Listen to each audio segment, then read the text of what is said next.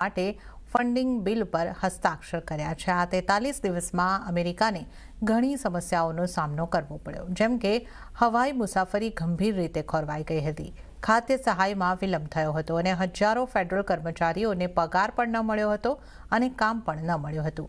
બુધવારે રિપબ્લિકનના બહુમતીવાળા house of રિપ્રેઝેન્ટેટિવ્સે 209ની સામે 222 મતથી આ પ્રસ્તાવ પસાર કર્યો। ડેમોક્રેટ્સ નારાજ છે કે હેલ્થ કેર સબસિડીને લંબાવવામાં આવી નથી। ટ્રમ્પે આને ઐતિહાસિક અને મહાન દિવસ ગણાવ્યો, પરંતુ કહ્યું કે ડેમોક્રેટ્સ શટડાઉન માટે જવાબદાર છે અને અમેરિકાના લોકોએ આ યાદ રાખવું જોઈએ। For the past 43 days, Democrats in Congress shut down the government of the United States in an attempt to extort American taxpayers for hundreds of billions of dollars for illegal aliens and people that came into our country illegally, from gangs, from prisons, from mental institutions. They wanted to pay them $1.5 trillion, which would have really hurt our healthcare businesses and our recipients at levels never seen before. Today, we're sending a clear message that we will never give in to extortion, because that's what it was.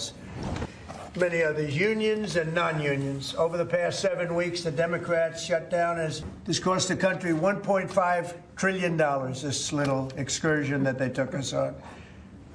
Republicans never wanted a shutdown and voted 15 times for a clean continuation of funding. તો અમેરિકાના treasury secretary Scott બેસન્ટે કહ્યું છે કે રાષ્ટ્રપતિ ટ્રમ્પની નવી H-1B visa policy વિદેશથી કુશળ નિષ્ણાતોને લાવવા અને અમેરિકન કામદારોને તાલીમ આપવા માટે બનાવવામાં આવી છે, તેમને બદલવા માટે નહીં।